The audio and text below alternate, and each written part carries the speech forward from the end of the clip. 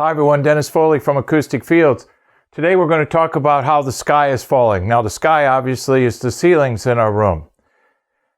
I get probably 30-40 phone calls a day, and out of that 30 or 40, I would say half have very, very low ceilings in their room. I see ceiling heights as low as 6 feet, 7 feet, and of course the standard 8-foot height that we have in North America. So all of these low ceiling heights produce all kinds of issues, mainly in the pressure and the reflection side of things. So let's talk about the pressure. We know that at 6 feet, we divide that into the speed of sound, we're going to have problems from the floor to the ceiling at all frequencies below 188 hertz. Well, we know from past videos that this is getting right into the base of the male vocal range. So we're going to have automatically, with a low ceiling height, we're going to have coloration in our vocals. We have to be very careful. It doesn't change too much at 7 feet. That's less than 160. If we did 8 feet, what are we going to get?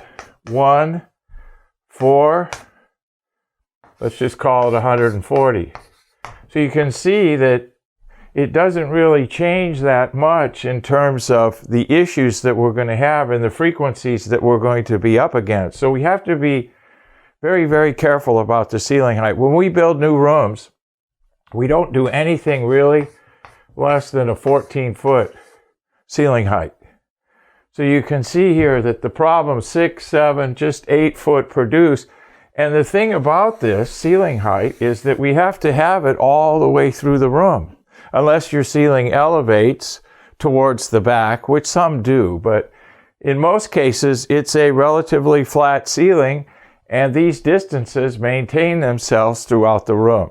So if the distances maintain themselves and they're low, we have reflections and then we have the pressure. The reflections are another issue that we have to deal with. You have a low ceiling height, you're going to have a lot of reflections at the listening and monitoring position. If you want to know the impact that has on your console, take a blanket or a piece of foam and lay across your console, and you'll hear a drastic difference from the floor to the ceiling there. So that's why we treat above our monitors. That's why we treat the ceiling area here to minimize those reflections. But the closer that we are to the console, at 6, 7, and 8 foot, then we have a whole series of problems.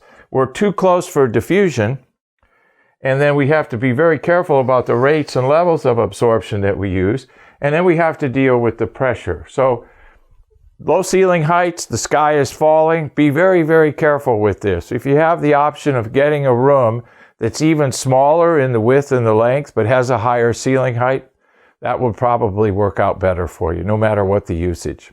Thank you.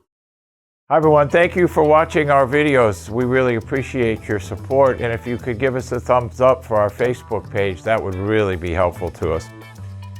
Our room form gives us all the information about your room, length, width, height, usage, and we need you to fill that out before you send it in.